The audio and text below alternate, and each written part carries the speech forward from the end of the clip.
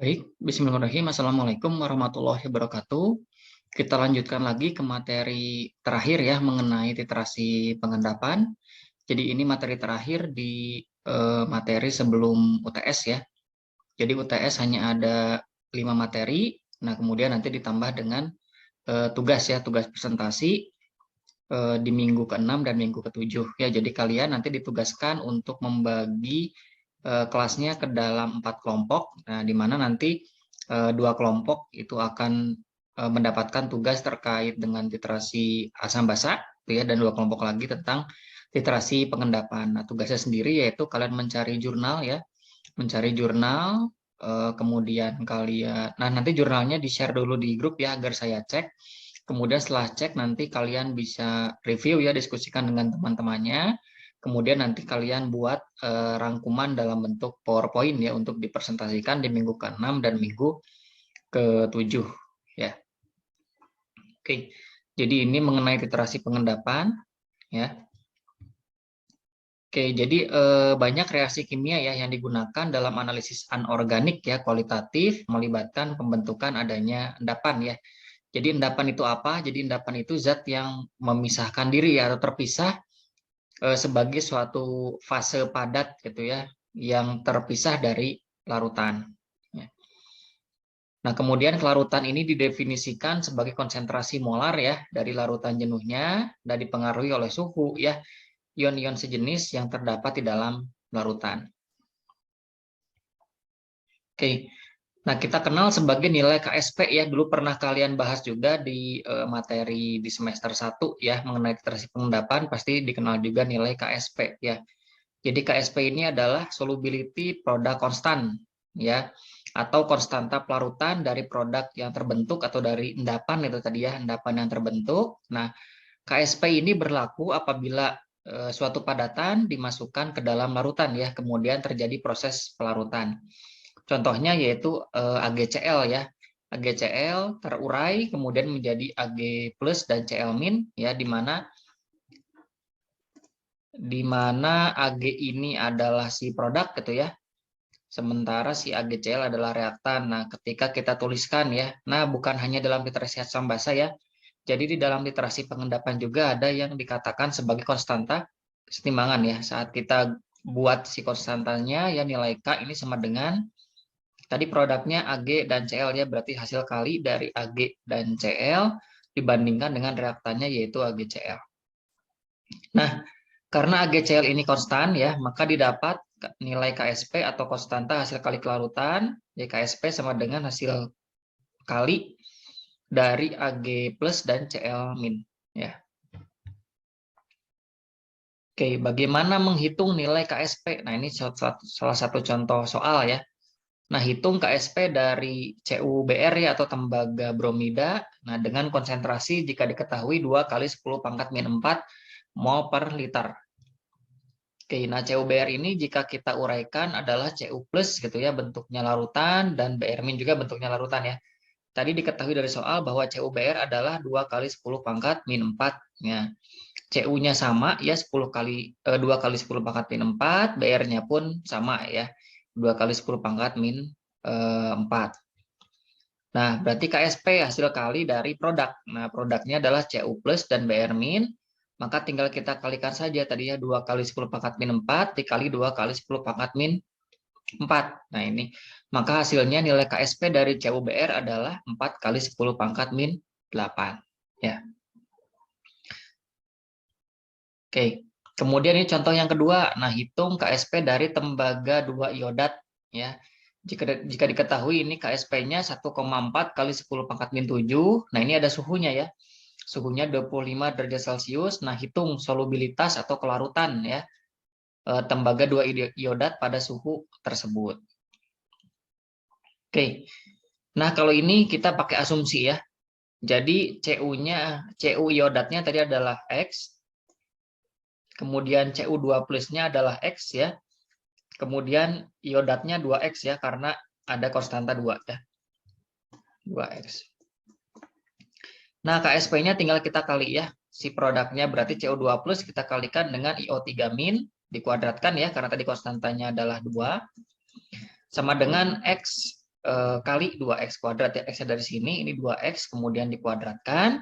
Nah, maka tadi KSP-nya kan 1,4 kali 10 pangkat min 7 sama dengan 4 dikali 2. Nah, maka X pangkat 3 ini 4X kuadrat ya maksudnya ya, 4X kuadrat. Nah, maka X pangkat 3 sama dengan 3,5 kali 10 pangkat min 8. Maka nilai X adalah akar pangkat 3 gitu ya, dari 3,5 kali 10 pangkat min 8. Jadi sama dengan 3,3 kali 10 pangkat min 3 mol per liter.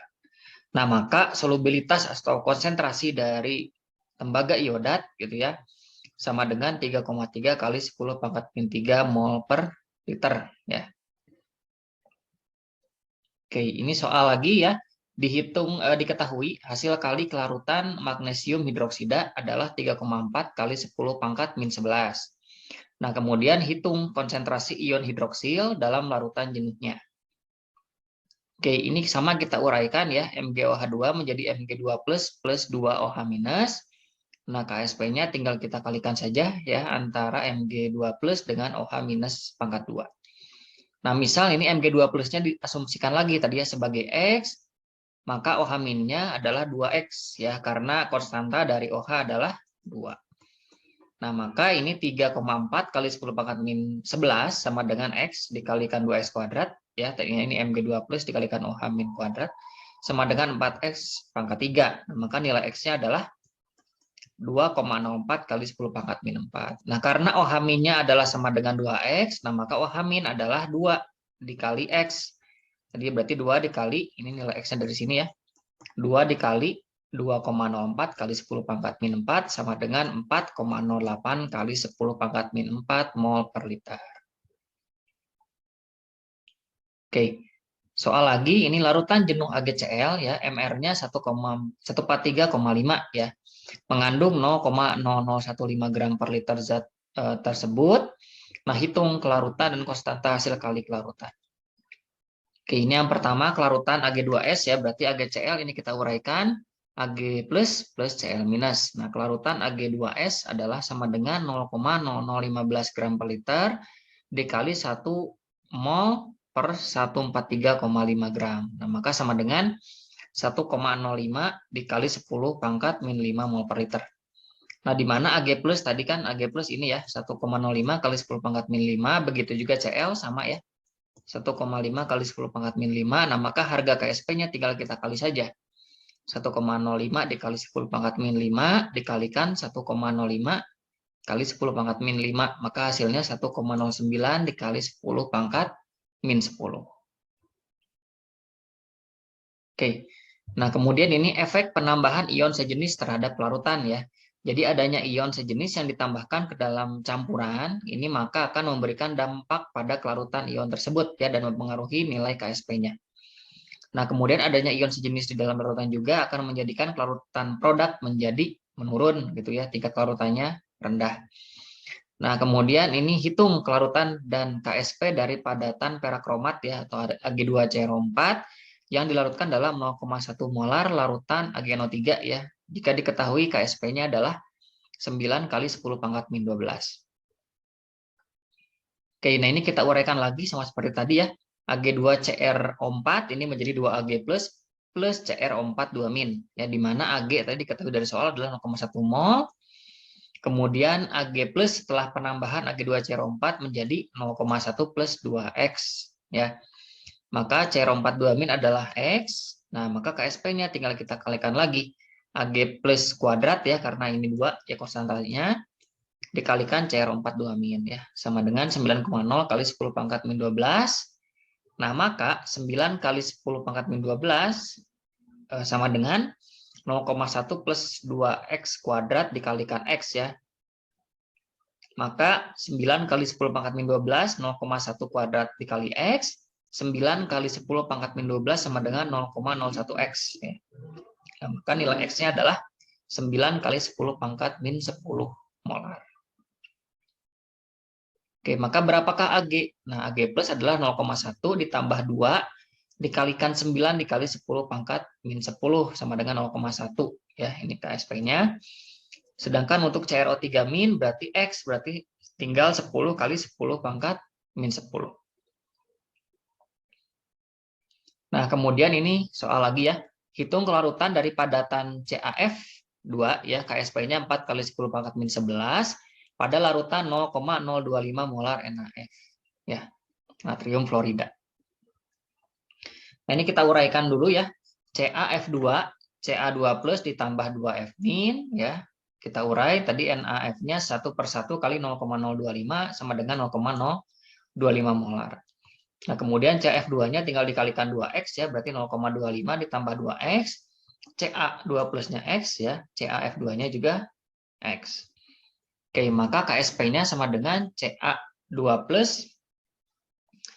dikali F min ya, kuadrat. Maka tadi KSP-nya dari soal diketahui 4 kali 10 pangkat min 11 ya.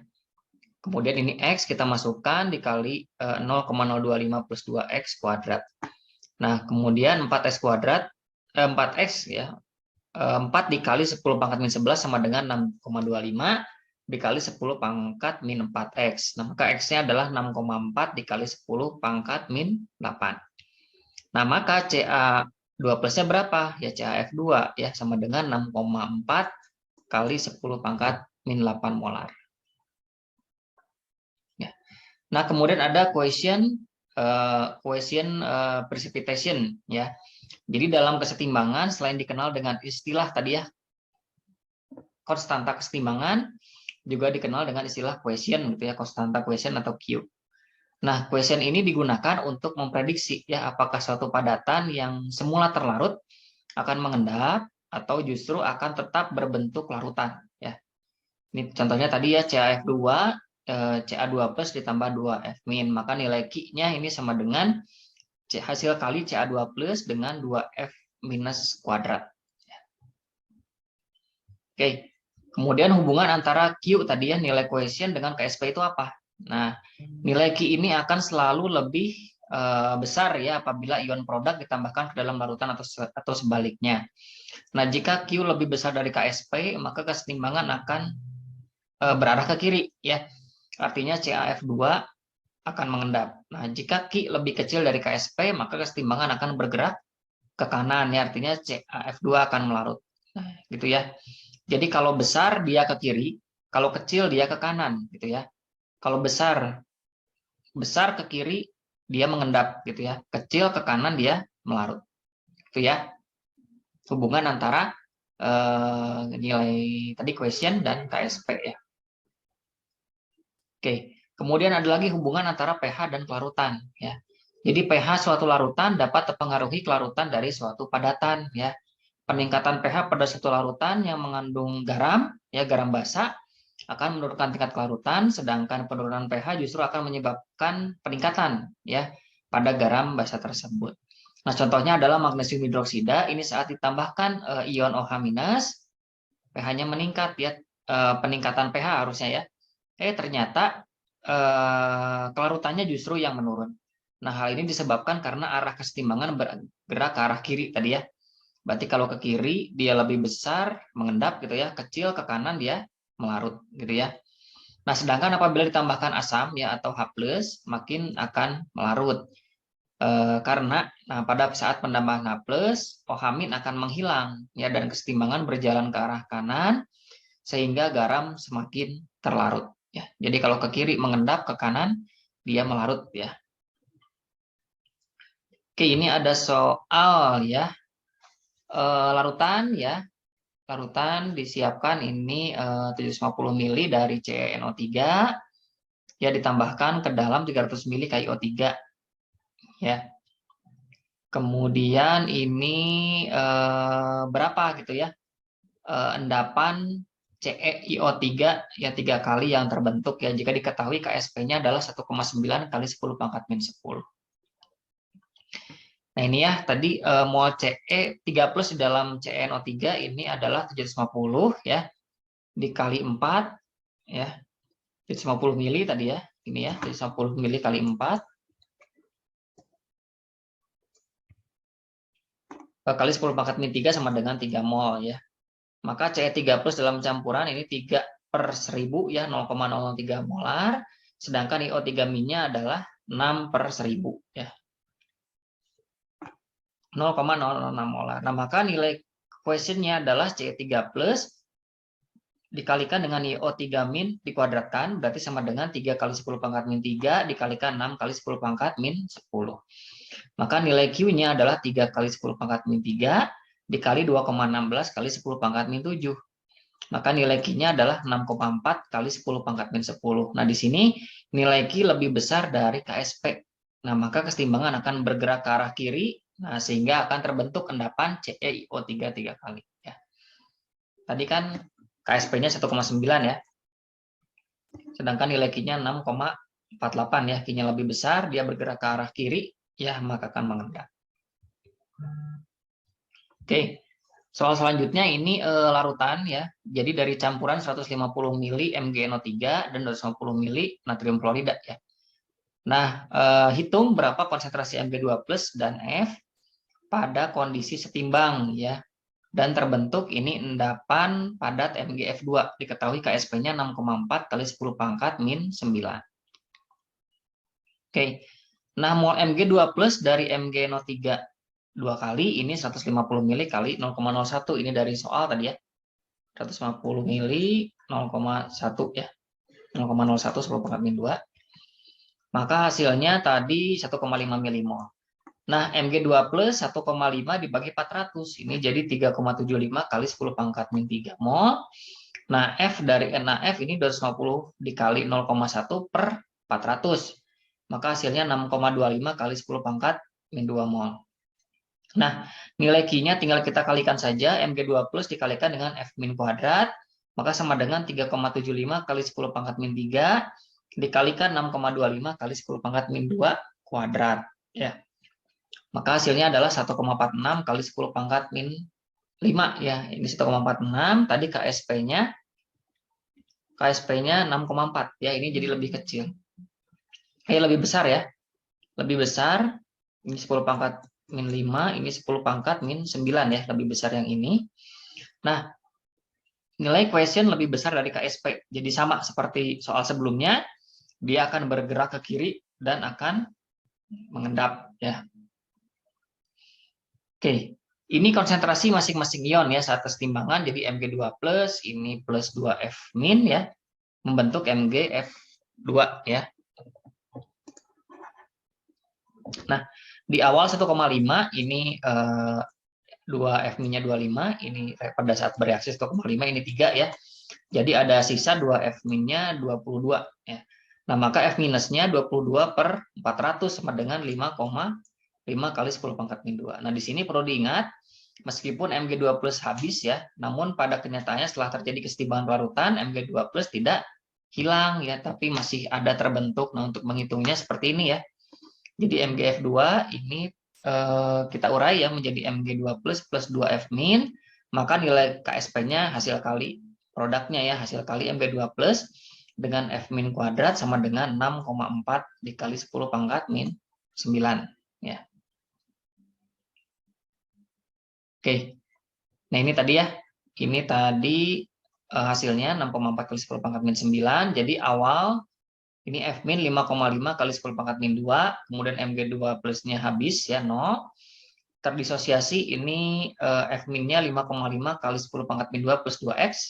Mg2 plusnya kita asumsikan sebagai X ya. Nah, KSP-nya Mg2 plus dikali dengan F min kuadrat. Nah, maka ini KSP-nya tinggal kita masukkan ya dari sini. 6,4 kali 10 pangkat min 9 sama dengan X dikali 5,5 kali 10 pangkat min 2 ditambah 2X kuadrat.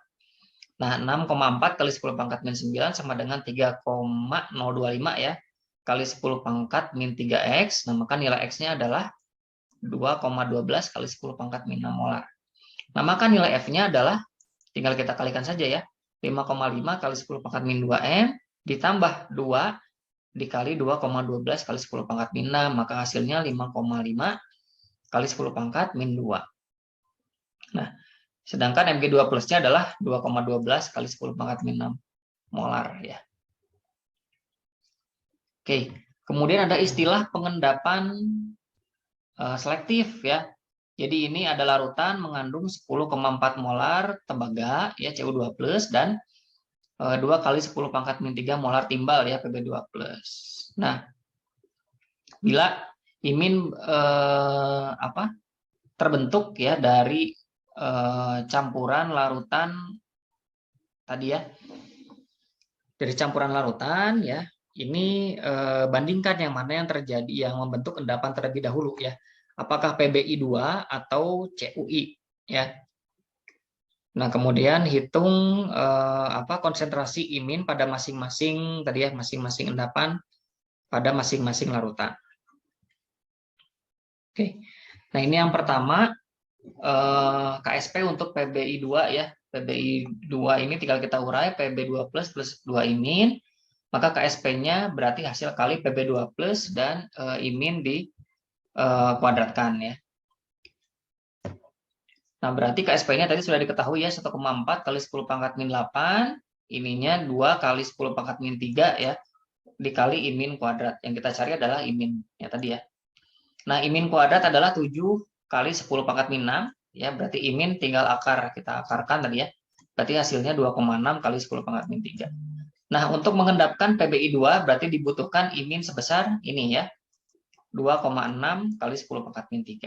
Kita hitung sekarang yang CUI. Nah, CUI kita urai jadi CU plus dan IMIN ya.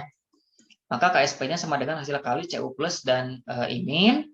Nah, KSP-nya tadi dari soal ya, 5,3 kali 10 pangkat min 12. CU-nya 10 pangkat min 4, IMIN-nya kita cari.